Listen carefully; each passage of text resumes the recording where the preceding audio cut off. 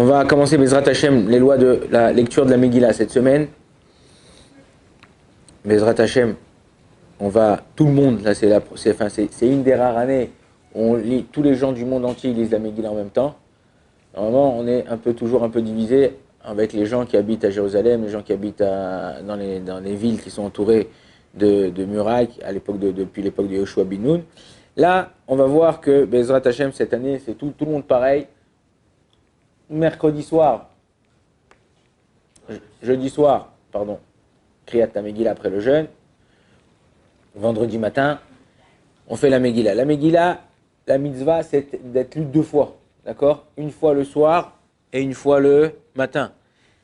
Le soir, c'est quand? À partir de la tombée de la nuit, les Khatrila, jusqu'à l'aube, Alot HaShachar.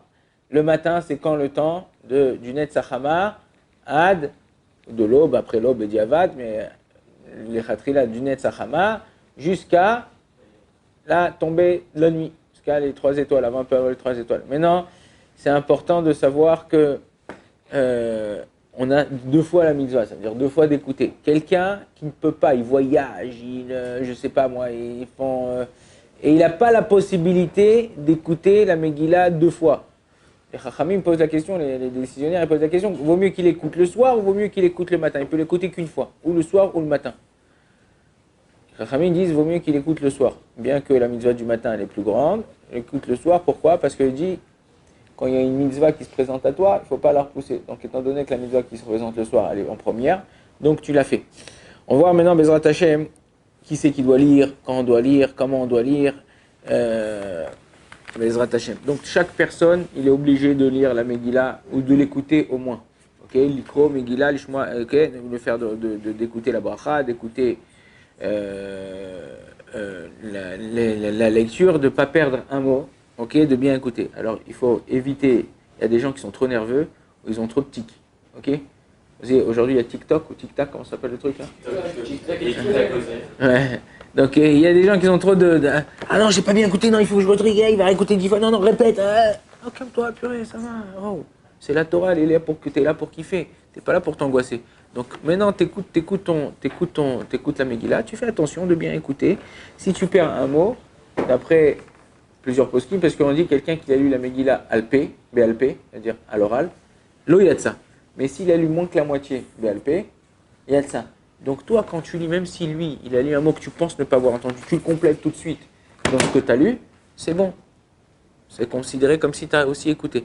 Maintenant, qui c'est qui doit écouter? La femme, les enfants, tout le monde doit écouter, sauf les enfants qui ne sont pas encore arrivés à l'âge de Chinour. Même si un enfant, il est arrivé à l'âge de Chinour, c'est-à-dire l'âge de Chinour, l'âge d'éducation, c'est à peu près 6-7 ans, qui sait se comporter, qui sait étudier, qui sait parler, qui sait faire une bracha, qui comprend pour qui on prie, plus ou moins, comment on comprend même pas, comprend au moins le minimum des choses, alors il a mis à d'écouter. Mais si celui-là, cet enfant-là, il ne sait pas encore s'asseoir, il va faire le balagan, tout ça, vaut mieux ne pas l'emmener à la synagogue. Alors un Volbe, il dit comme ça que, il dit, je pouvais regarder les gens dans la synagogue et savoir quel homme, ok, ou monsieur, son père il l'a emmené quand il était petit à la synagogue. Il dit comment? Il dit les mecs qui parlent à la synagogue, c'est en général les mecs qui ont été apportés très très très tôt à la synagogue et ils venaient pour s'amuser. Ceux qui parlent pas en général, c'est ceux qui sont venus que leurs parents les ont amenés à un âge assez avancé, qui est assez tardif, pour leur montrer que la synagogue c'est pas un endroit où on s'amuse. La synagogue dans le Shulchan Aruch, ça s'appelait Bet Mikdash Meat. C'est un petit Bet Mikdash. Donc si dans le Bet Amikdash, quand vous allez au Kotel, vous faites pas ouais machin un truc, on fait pas un selfie, on fait pas machin un truc et tout, hein, ok.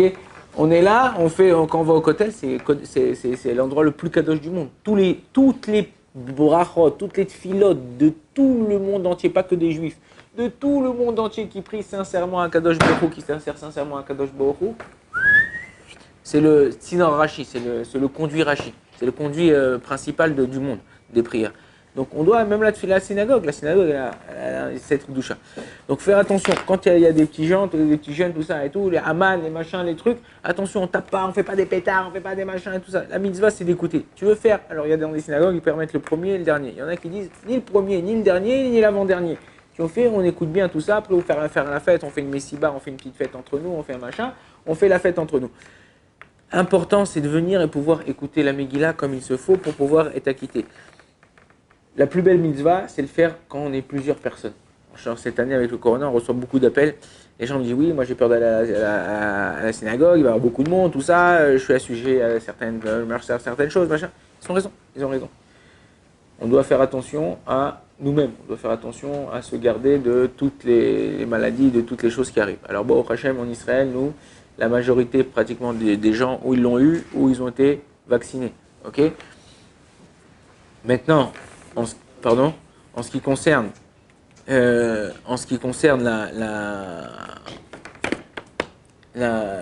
mitzvah, cette année, c'est un peu différent à cause du corona. Celui qui peut lire, celui qui a une Megillah Kshera, ouais, alors il la lit. Il peut la lire pour sa femme, ses enfants, et lui, il s'acquitte aussi. Si il n'a pas de Megillah Kshera, le cas de plusieurs personnes qui vous appellent au téléphone. Alors aujourd'hui, plusieurs organismes ont mis à disposition des gens qui viennent à domicile lire la Megillah. Ok, Torah Box, les Chabad depuis longtemps, Baruch Hashem, ouais, les Bet Chabad, les Lubavitch, toujours Baruch Hashem. Ils ont mis à disposition et ils tournent comme pour Rosh Hashanah, pour le chauffard, ils tournent tac, tac, tac, pour les chauffards aux gens malades dans les hôpitaux, dans les trucs, Baruch Hashem, Ken Yirbu. Que les gens comme ça qui font des mitzvot, ils se multiplient Bezrat Hashem pour qu'on puisse avoir du mérite. C'est un mérite qu'ils donnent et un mérite qu'ils font pour les gens, que chacun il puisse faire une mitzvah. Maintenant, il a écrit dans la Megillah quelque chose qui est étonnant. Normalement, vous savez, tous les matins, vous lisez dans la prière, Talmud Torah, Keneged Kulam. C'est-à-dire que le limoud de la Torah, il passe devant tout. Là, dans la Megillah Esther, on est même mevatel le limoud Torah pour pouvoir aller écouter la Megillah Esther. C'est-à-dire qu'on arrête, on ferme son livre, et il dit, allez, salut, je vais écouter la Megillah Esther. Pourquoi? Parce que c'est une mitzvah qu'on fait Pirsou Menissa. Comment ça s'appelle? On sanctifie le nom de Dieu. Et plus on est, et plus le nom de Dieu il est sanctifié. Alors cette année, comme je vous ai dit, c'est un peu différent, à moins que chez nous, par exemple, au Beth Midrash, au Kollel, là-bas, chez Rav David Yosef, il a dit comme ça, Rav David, il a dit, tous ceux qui étaient vaccinés, ou tous ceux qui ont eu le corona, il peut rentrer dans le même Beth Midrash, on reprend le limoud, avant on était dispersés, 10 là, 10 là, 10 là, 10 là. Là aujourd'hui, au Hachem, tous ceux qui a passé le corona, tous ceux qui ont eu le vaccin, on peut être tous dans la même salle, on peut étudier tous ensemble, comme ça fait une bonne ambiance. Aussi la même chose pour la Megillah. Je pense qu'il y aura des minyanim ou des synagogues. Ils comptent le faire ici en Israël avec le passeport vert, là, le passeport de pouvoir entrer. Bon, c'est important, il faut faire attention. De la même façon, il y a des gens, ça va, j'ai le corona, je suis positif, mais je sors. Au niveau de la Torah, dans Choshen Mishpat, à la fin de Choshen Mishpat, la personne elle a un din, elle a une loi de Rodef. C'est quoi Rodef? C'est comme si je te cours avec un couteau derrière toi pour tuer, je te cours, ta. Tu vois un mec qui envoie comme ça, papa, on lui tire un truc, ok, il faut pas, on a le mitzvah de sauver l'autre. Là t'es malade, et il y a des gens vieux, il y a des bébés, il y a des machins. Tu viens et toi c'est bon, t'as le corona, machin, tu mets pas ton masque, ou tu mets ton masque sous le nez, ou tu mets ton masque sous la bouche, et t'es là avec les gens. Mais chas v'shalom, si à cause de toi, une personne dans le monde elle meurt, ou une personne elle tombe malade, t'es responsable. T'es responsable, je comprends pas. T'as une responsabilité. Alors tu veux pas faire attention à toi, à ton corps, à ta machin, c'est ton problème. Mais ne rends pas, tu dois être en quarantaine, tu dois être fermé, tu sors pas. Ah, j'écoute pas la Megillah à cause de machin, c'est quoi cette fois? Ouais, bah t'écoutes pas la Megillah. Cette année, t'écouteras pas la Megillah. Ou tu feras venir quelqu'un, tu mettras ton masque, vous mettrez à une distance, ou t'apportes une Megillah, on te la lit chez toi. Mais t'as pas le droit de mettre en danger quelqu'un. Le Rav Asher Weiss, un des dayanim, un des grands de la génération des dayanim de Jérusalem, il dit c'est un digne de Rodef, il a un digne de Chas v'Shalom, de personnes qui malheureusement engendrent la mort à d'autres, et c'est très très très très grave cette chose-là. Les femmes aussi, elles sont chayav de Megillah. Une femme elle peut lire la Megillah pour d'autres femmes. Ok? Si une femme elle sait lire, une femme elle a appris au Bet Yaakov, ou elle a appris, son père c'était un Talmid Chacham, et à chaque fois elle écoutait la Megillah comme ça, et par cœur elle la connaît maintenant, elle va essayer de prendre une Megillah en parchemin et de la lire. Elle pourrait le lire à d'autres femmes.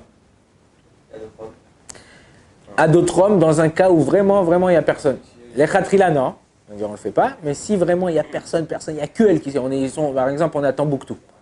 Et puis il y a eu une croisière qui s'est mise, et puis on voit que dans le bateau, il y avait 1000 personnes. Dans les 1000 personnes, il y a 10 juifs. Il y avait une femme, elle avait emmené sa Megillah, c'est une religieuse, elle a amené sa Megillah avec elle. Et puis elle voit qu'il y a 10 juifs. Et les autres, c'est des mecs qui sont à l'ouest. Ouais. Et ben, elle peut leur lire. Elle pourrait leur lire. Donc, c'est la bisbano, ça. c'est Zman Shazman Gram. Mais étant donné qu'elle Af-en Ayoub et Otoanes, étant donné que même elles étaient dans le même miracle, alors même que c'est une mitzvah Shazman Grama qui vient de période en période, elles ont la mitzvah de la faire. Alors on arrive à cette question-là. Quelqu'un qui lit la Megillah, il a eu la Megillah à la synagogue, ok? Et après avoir lu la Megillah à la synagogue, il rentre chez lui, sa femme dit j'ai pas écouté, j'ai pas la force d'aller à la synagogue.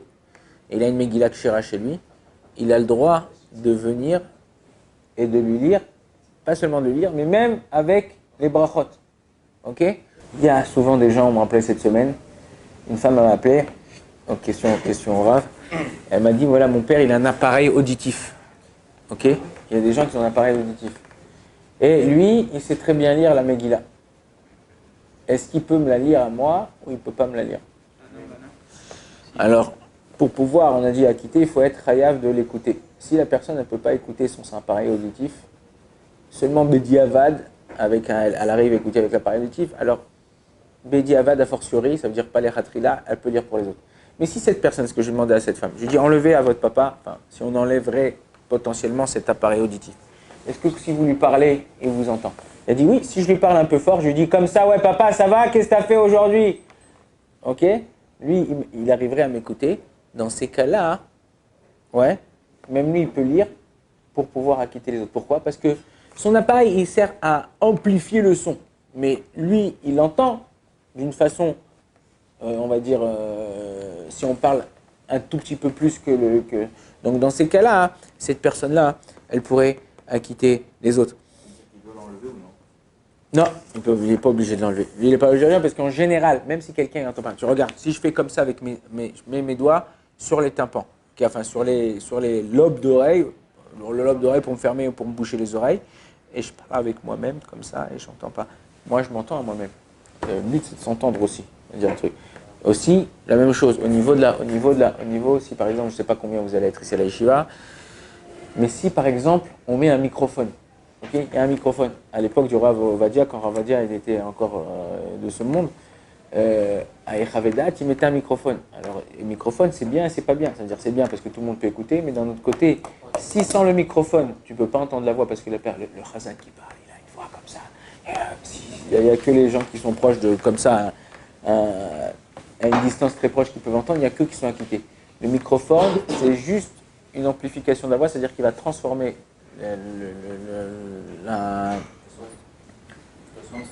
non, pas la fréquence. L'amplification. Ouais, c'est pas vraiment la voix de la personne. Donc dans ces cas-là, la même chose. On n'est pas acquitté. Les gens ils m'appellent, ils me posent la question. Est-ce que si je m'écoute la Megillah en direct dans la radio, je mets la radio en direct, je mets machin, je suis acquitté. Même des fois, quand j'étais à Paris là, enfin c'est pas la première fois que je fais attention à ça, mais j'ai trouvé ça encore plus bizarre. On a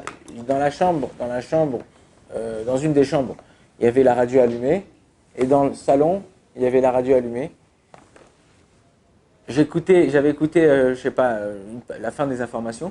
J'arrive dans la chambre, la même radio, le même mec qui parle, il est en delay de une demi-minute, une minute, et j'entends, donc je entends ce que j'ai entendu là. Des fois, il y a même quand c'est en direct, non, c'est pas une interférence, c'est un décalage. Des fois, il y a des décalages, même quand c'est en direct, c'est pas tout le monde qui capte pareil. Donc c'est un problème aussi pour des fois répondre Amen. Bien que le Rav Vadia il dit que quand tu entends une bracha ou quelque chose par téléphone, tu peux répondre Amen. Quand c'est en direct, tout ça, tu peux répondre Amen. Mais s'il y a un delay, s'il y a un décalage qui est trop grand, de Shalom Alecha Rabbi, quelques secondes, 3 secondes, 2 secondes, alors dans ces cas-là, tu ne peux pas répondre. Baruch Adonai l'olam, Amen, Amen.